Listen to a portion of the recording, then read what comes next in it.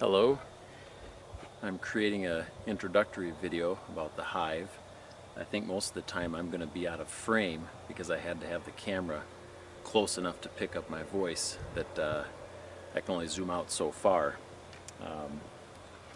This is one of the two hives that I'll be starting the weekend of May 4th. That's when the packages of bees come. I've labeled each of the boxes so I can tell them apart. These are medium-sized boxes. What we have is a stand right here, the black plastic structure. Keep it up off the ground. Keep it level on the pavers here that I've put over some landscaping fabric to keep the prairie grasses down. There's a bottom board which supports the whole hive, which will eventually become many boxes high. Here is an entrance reducer.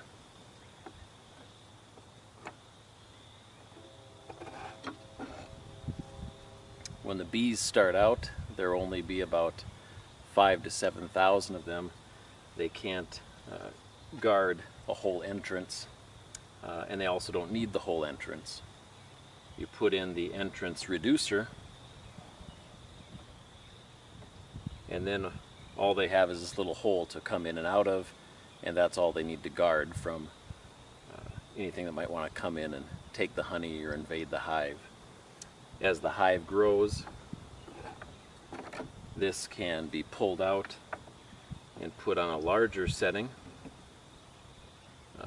so that's where they get in and out of. Eventually, when the hive gets big enough, this will just be gone in the height of their activity. They can just come in and out of the whole thing and guard the whole thing. There'd be more like 30, 40, 50,000 bees apparently when it's up and running. The corks are also to allow more entrances, but then you can plug them up during the winter so that only the top box will have an opening for them to go in and out of during the winter. So starting at the top, a rock or heavy chunk of wood to keep the lid on, or the telescoping outer cover.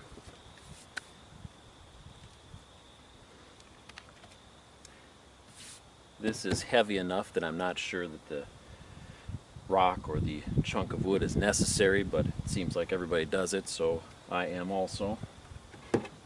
This mainly protects them from the elements, rain.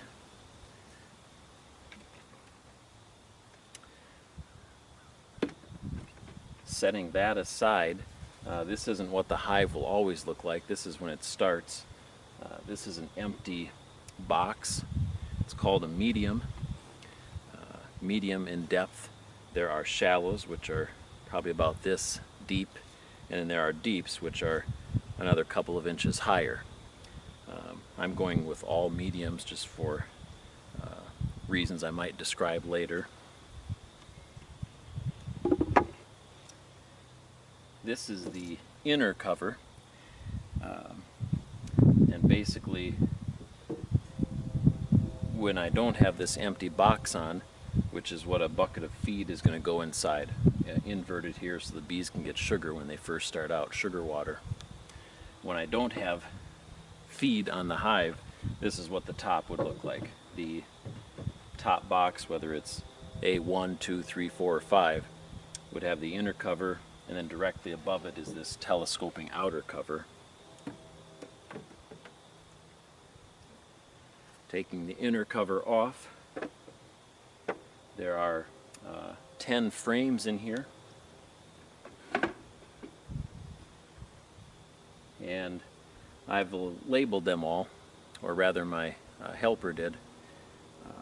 The main reason is I don't want to mix woodenware between the two hives in case one has a disease and the other doesn't. I don't want to accidentally take a frame with all the wax. The labeled frames, getting back to that, in case one hive develops a disease, I don't want to inadvertently take a frame from the A hive and put it in the B hive behind me, infect them both. The other reason is about every 5 to 7 or 5 to 10 years,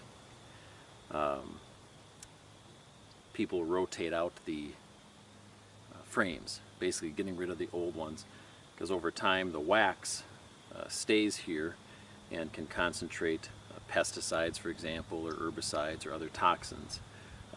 So eventually these are going to be rotated out. The 2013 ones probably starting in 2018 and going to 2023, I'll rotate them out with new ones. Make use of the wax perhaps. Anyway, there's 10 of them, and they have a plastic base here in the center, pre-imprinted with the hexagons, and then it's covered with a fine layer of beeswax. You can smell the beeswax on them, and the whole box smells like that. This is then what the bees will build their comb on. This will basically give them a guide, force them to build their comb in a parallel manner right within each of these frames. They're all movable, can be taken out for inspections. Taking off this box,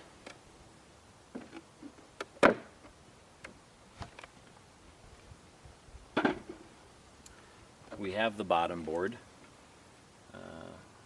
and this just gives the boxes something to rest on, and also this is how they exit the hive. This is the entrance reducer that I had told you about earlier.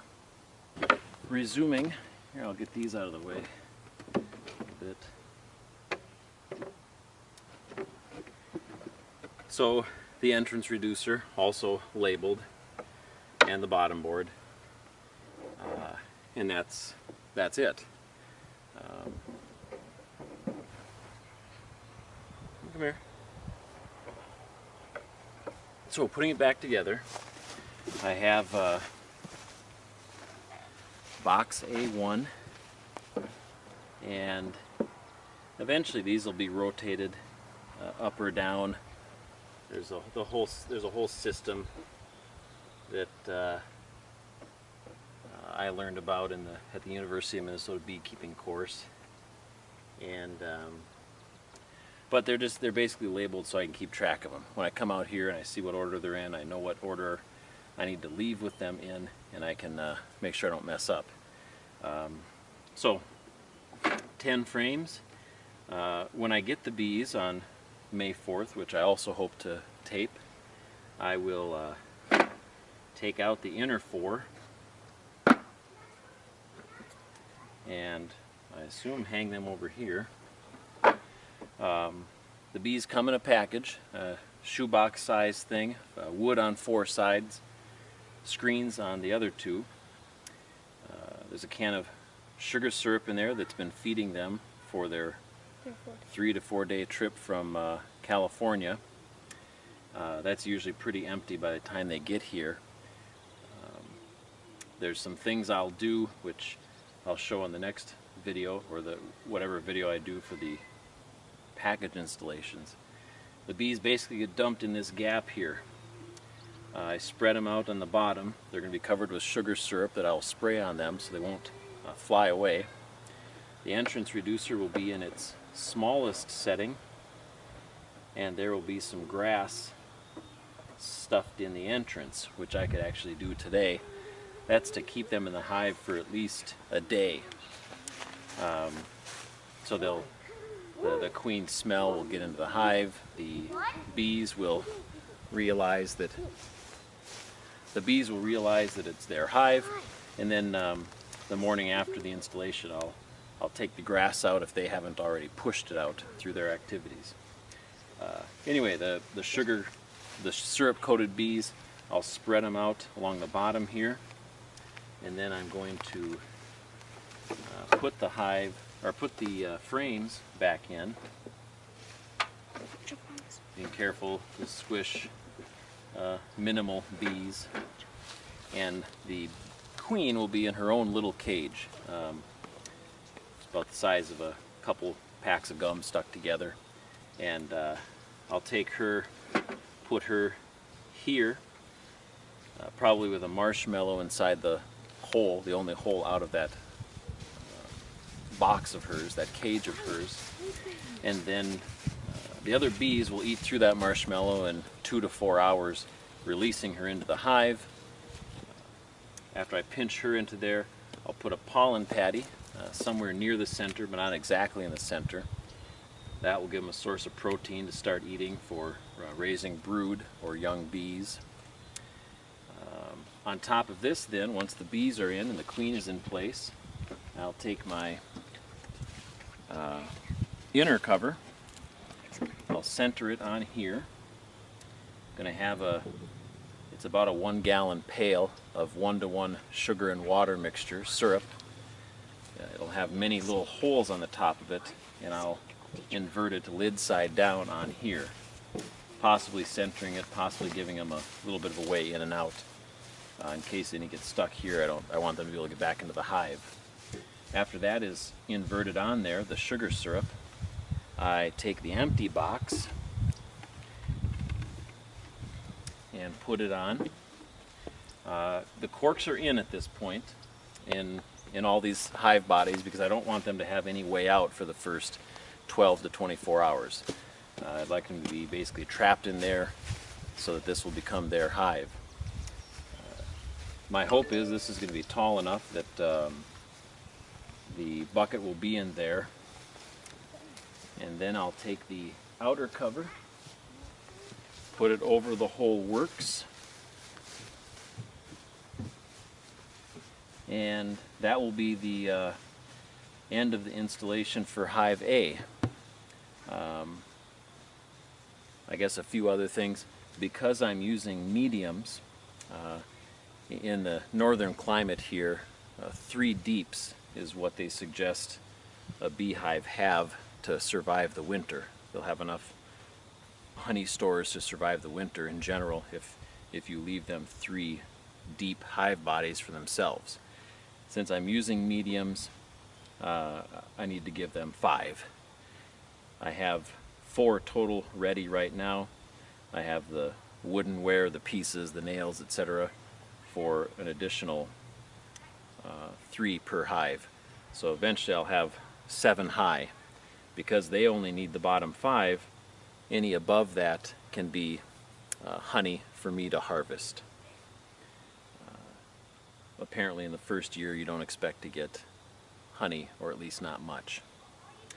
I'll put this back on for weight, and that's about it. If you can see these metal things, they're basically there to hold the frames that I take out for when I'm doing inspections or installing the bees. They can at least sit there instead of just laying on the ground or leaning up against something. These 2 hives are in an area where there's about 40 acres of native prairie right around them. There's a lot of forested area, ravines, hopefully with a lot of flowers in the forest floor as well. There is some cropland around here that's usually corn and beans.